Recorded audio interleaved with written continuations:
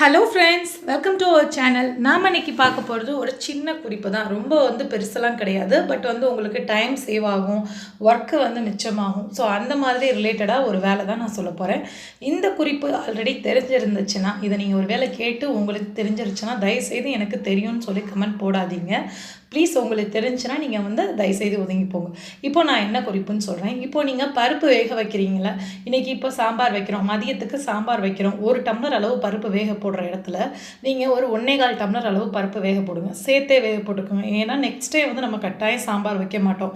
இன்றைக்கும் சாம்பார், நாளைக்கு சாம்பார் வைக்க மாட்டோம். ஸோ 1.25 டம்ளர் வேக போட்டிங்கன்னா அதுலேருந்து கொஞ்சம் தண்ணியும் பருப்புமா எடுத்துக்கோங்க.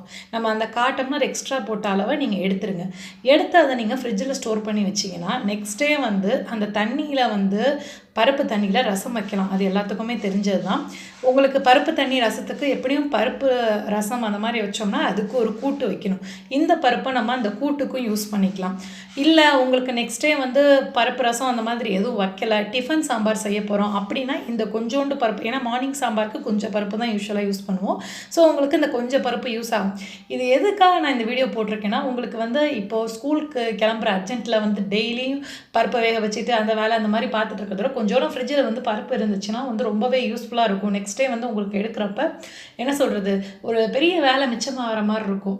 அது நான் ப்ராக்டிக்கலாக எனக்கு பண்ணி பார்த்து இந்த ரொம்ப பிடிச்சிருந்துச்சி. இந்த அனுபவம் எனக்கு ரொம்ப பிடிச்சிருந்துச்சி. அதனால தான் உங்கள் கூட ஷேர் பண்ணிக்கிறேன். கட்டாயம் நீங்கள் ட்ரை பண்ணி ஒரு தடவை பாருங்கள், உங்களுக்கு பிடிச்சிருக்கும் நிச்சயமாக. இந்த வீடியோ உங்களுக்கு யூஸ் ஆகும் அப்படின்னு நினச்சிங்கன்னா லைக் பண்ணுங்கள், ஷேர் பண்ணுங்கள். மறக்காமல் நம்ம சேனல் பட்ஸ் டூப் சப்ஸ்கிரைப் பண்ணுங்கள். தேங்க்யூ.